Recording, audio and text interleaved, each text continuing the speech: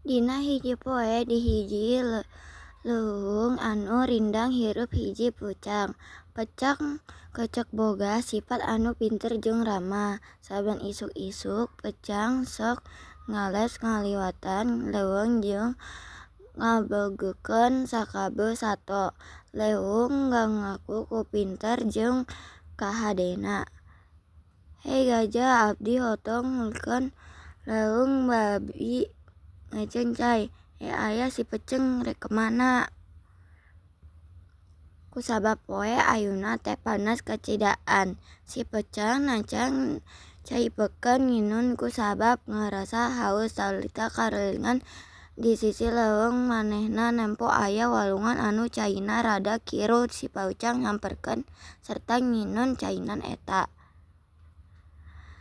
Sanggeus si pecang minum aya leungeurna dina jero beutangna kruk-kruk.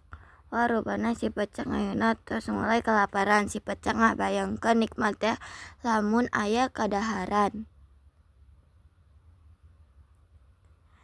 Wah rupana aya tangkal upil di pentas walongan. Si pecang ayeuna mulai ngabayangkeun nikmatnya ngadahar buah apel di siang-siang poe kieu.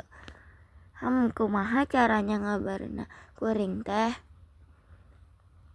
Teh konsing lila si pecang bodo ige bari ojol-ojolan. Si pecang kagirangan manehna boga ide sangkan buaya jadi sasakna kana tangkal apel di peuntas walongan. Hei buaya hayu buru kuar kuring boge banar jeung maraneh. Ceuki si pecang ka buaya nu kabeneran loba cicing dina eta walungan. Buaya buru kuar hayan daging seger henteu.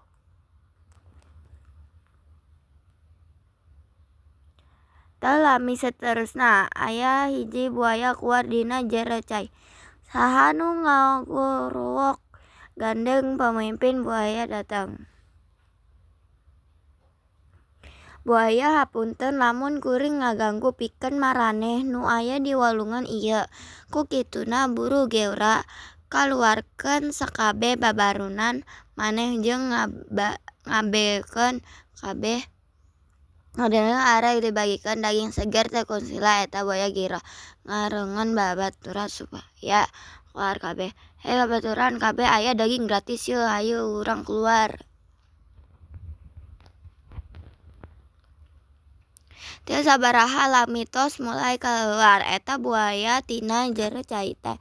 Nah ayeuna kuring kada ngitung teu heuh aya sabaraha buaya-buaya anu hadir di dieu teh. Hayu maraneh para buaya geura ngalajar heukan nepi ka sisi walungan paling ditutungkeun urang ngitung hiji-hiji. Cik si pecang bari rada serius ngomongna.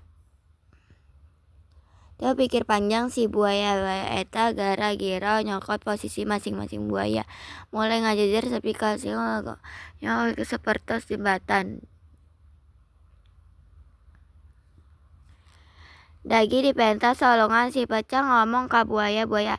Hei buaya, sabenarnya teh teu aya daging segar anu rek kuring bagikeun pan geus katampo kuring teu mawan ngan kuring mah ngan saukur hayang maruntas walungan hungkul we. Da urang ge lapar. Ceuk si pecang teh barisan. Gampang geuneng euy. Hahaha. Sakabeh buaya anu aya di dinya atuh meureun kesel kabeh kusabab karasa katipu ku si pecang. Aos maneh pecang mun kapanggih deui beuk maneh. Teu mikir panjang si pecang geura lompat asup ka jero tatangkalan nuju ngala jeung ngahadar apel.